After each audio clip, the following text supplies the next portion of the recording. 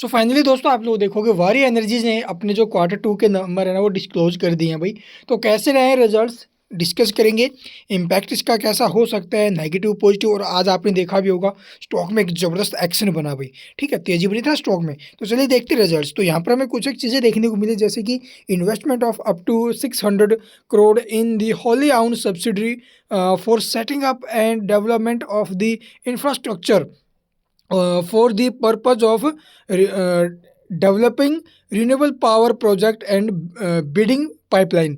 तो आप लोग देखोगे भी एक सब्सिडरी के अंदर इसने जो ना भी लगभग 600 करोड़ का इन्वेस्टमेंट करने को लेकर ऐलान किया। ठीक है, जो कि आने वाले टाइम में आप लोग देखो जो रिन्यूएबल पावर प्रोजेक्ट्स है उसको डेवलपिंग और जो उसकी बिडिंग पाइपलाइंस हैं उसके अंदर सहायता करेगा। तो चलिए ये तो हो गया एक अच्छी न्यूज़। इसके अलावा हमें और क्या कुछ देखने को मिले और रिजल्ट्स कैसे चले, सबसे पहले रिजल्ट्स देखते भी हम डिस्कस करेंगे इस वीडियो में इसके जो कंसोलिडेटेड स्टेटमेंट्स है ना भाई इसको लेकर। और all figure in rupees million में दिया गया डाटा है, इसको करोड़ में कन्वर्ट करेंगे। ठीक है, तो अब की बार जो यहाँ पर आप लोग देखोगे थर्ड मंथ एंडेड या फिर जो क्वार्टर एंडेड वो रिजल्ट्स, और यहाँ पर 6 मंथ एंडेड।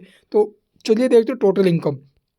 तो करंट क्वार्टर में जो टोटल इनकम है वो कितनी है, 36,634 मिलियन। अगर करोड़ में कन्वर्ट करेंगे तो बनेगा भी लगभग 3,663 करोड़।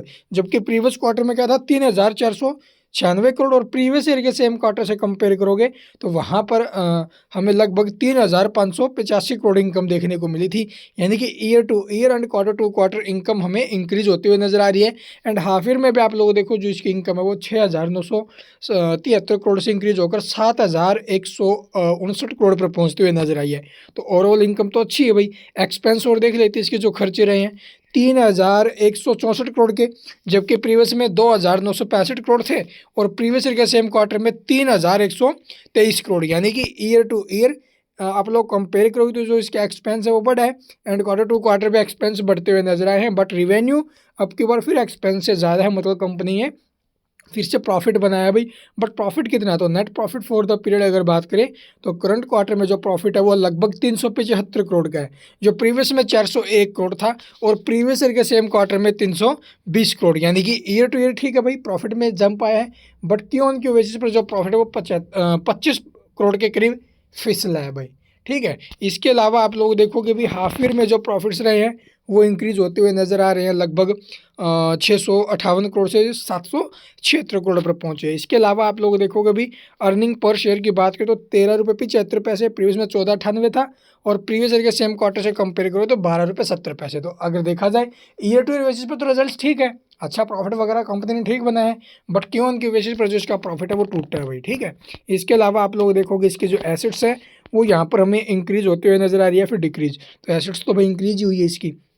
ठीक है, और बोरोइंग वगैरह आप लोग देखोगे यानी कंपनी के ऊपर जो डेट वगैरह वो कैसा है, अभी बढ़ा है या फिर कम हुआ। तो डेट कंपनी के ऊपर आप लोग देखोगे शॉर्ट टर्म में अगर बात करें तो ये इंक्रीज हुआ है, शॉर्ट टर्म में आप लोग देखो इंक्रीज हुआ है। बट लॉन्ग टर्म में जो है कंपनी ने डाटा अपना कम किया है।